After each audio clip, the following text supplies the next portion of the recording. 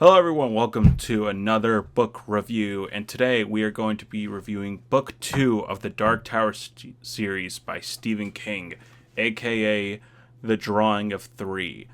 This will be a spoiler free and spoiler review. So check out time codes below if you don't want to get spoiled, or if you just like the sound of my voice, more power to you. So, what did I think of The Drawing of Three? I think this is a really fun Dark Tower adventure. For some reason, I had it in my head that I liked Wastelands better than I did The Drawing of Three. And while I don't remember much of Wastelands, Drawing of Three is a lot of fun. I don't know why I didn't like it when I first read it. Again, I'd read The Dark Tower when I was like in high school, and it's been years since I read that, so I've pretty much forgotten most of it. But I always thought that The Drawing of Three is not boring at all. So we're gonna get into minor spoilerish because obviously this is a sequel to the Gunslinger, so I have to talk about events that happened in the Gunslinger.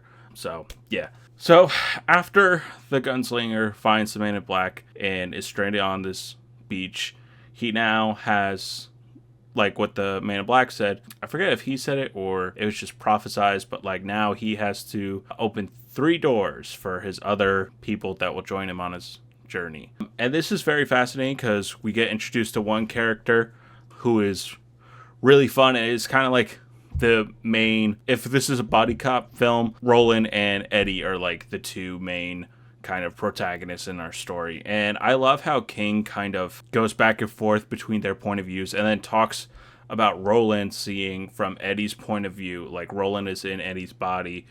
Pause. Roland is in Eddie's body seeing what he's seeing, and then I like how in the world their eye colors change, and it's just kind of like, no one would assume that's magic in the real world. They would just be like, that's really strange. Anyways, my hair is so nuts. Jeez. Okay, there we go. And I just found that really funny. And then we get introduced for the rest of the series. She's known as Susan. Her introduction was really cool. She introduces an interesting ploy in the story, especially toward the end with a lot of high stakes. Again, not getting into spoilers. King is so good at building up tension. Like the entire book is just like we get introduced to Eddie. He's at an airplane, and then it just feels like dun dun dun dun dun dun dun. Like, oh my god, what's gonna happen? What's gonna happen? And then we get introduced to Susan and like her thing, and it's like, oh my god. Like the pacing is just so well done, and King's prose are really well written. He's very funny in this book. Like there's one scene where a character is getting beat up by these mobsters, right? They're like, all right, we're gonna play Trivial Pursuit, and then the guy just answers, every single one of his answers is Johnny Cash. They're just like, are you going to answer anything besides Johnny Cash? She's like, Johnny Cash is the answer to everything. And I for one, agree. It's just like a cocaine fantasy-filled adventure. Cocaine plays a large part of this book. After the Gunslinger, you're like, should I keep going with the Dark Tower series? I would say, even if you weren't a fan of Gunslinger, this book is definitely worth your time to get into. And if you're not on board after this book, then I don't think you should continue on with the series because this book is just a lot of fun. Anyways, let's get into spoilers. So Eddie's little adventure with him having the thing of cocaine underneath his armpits and like the whole entire time switching perspectives, that was so fun. And then actually King doesn't just stick with these two characters. He also shifts the point of view to a airlinist, I forget what stewardess, I think, or something like that, on the airplane, and like how she's like, oh, does he have a weapon or stuff? And this was written before like 9/11. This is like 1986, 87. So it's just like nowadays it would just be like, there's no way Eddie could ever get cocaine the way he does in a chapter or in this book. And she's just like wondering, like, is he dangerous? What should we do? To the point where they have to call like air marshals and stuff like that.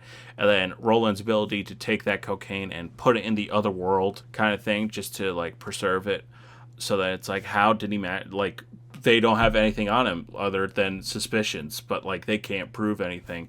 And Eddie is like, goes back from like being scared shitless to like all of a sudden being like, yeah, that's right, motherfucker, you got nothing on me. And then dealing with the mobsters, them killing his brother, and then him just deciding, all right, Roland, you know what, let's just ice these motherfuckers. And that whole, I believe it's chapter 5 section, where it's just nothing but like a gunfight and action, is so good.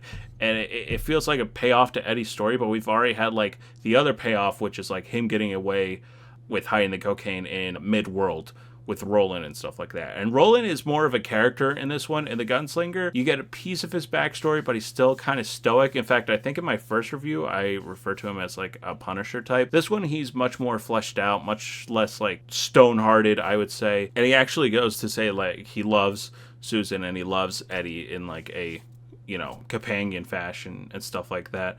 And, you know, I think Eddie's character is really interesting. He's like kind of the comic beat, but he's not just played for straight comedy. There's also some very serious scenes with him and stuff like that, especially during the Shuffle chapter, right after Eddie's part where he's basically like going over his life with Henry and like how they were so close and stuff like that.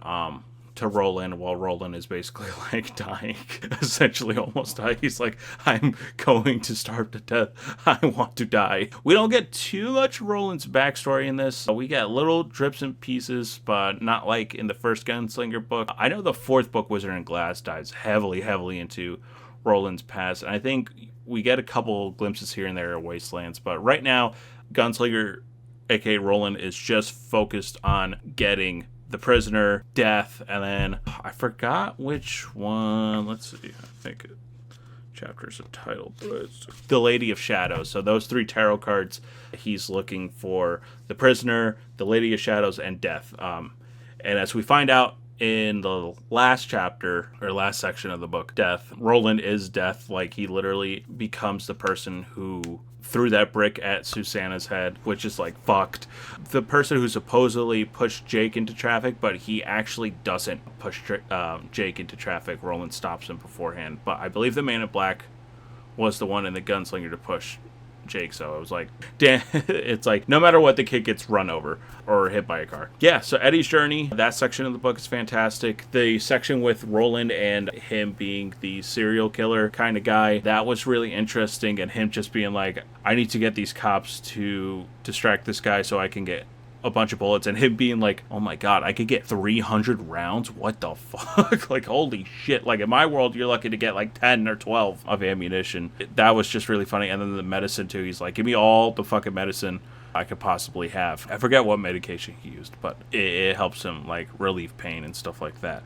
And then during that time, I've just call her Suzanne. She's not called that throughout the book. She's finally called it in this one. Basically, she had 2 separate personalities. One, which was like a really angry, like aggressive woman. And then the other one was like a really nice and educated person. And she's a little bit of both. And we get to see that more in Wastelands because in this book, they finally emerge together. And that's the halfway point through the book is once they get Susan, and then like she keeps switching personalities, and Eddie's falling in love with one side of her, but then the other side is aggressive and aggressively trying to kill him. That's like the point of like the death part of the book, where like she's like trying to kill Eddie. But yeah, honestly, kind of hopeful. Like I always remember the Dark Tower being extremely dark, but like there are really hopeful moments in this, like when the band kind of quote unquote comes together, and he calls them their gunslingers, the potentials that they have to become gunslingers. Like, you know, it's not just all dark and gloom. I wouldn't even call this like grimdark like I thought it was. But yeah, like those were kind of like the parts I really loved in the book. Let me know in the comment section what you guys liked. So in conclusion, my rating for this one is a solid 4 stars out of 5. I really enjoyed this one.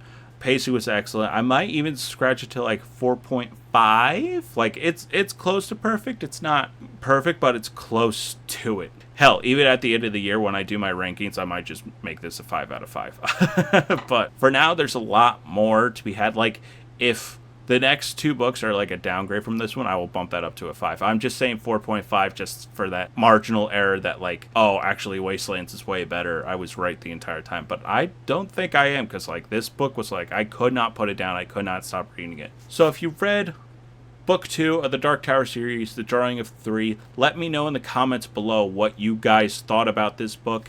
And if you haven't read this book, let me know what you guys thought of it down below. What did you think of my review? Do you think I sound like an idiot? How can I improve on my reviewing skills? I'm still learning to review books. I know I probably should get into the prose and stuff like that, but for me, it's more about the story and stuff. Like, I like prose, but like I mostly focus on like character development and like story and stuff like that and settings. Like those, that's what really interests me.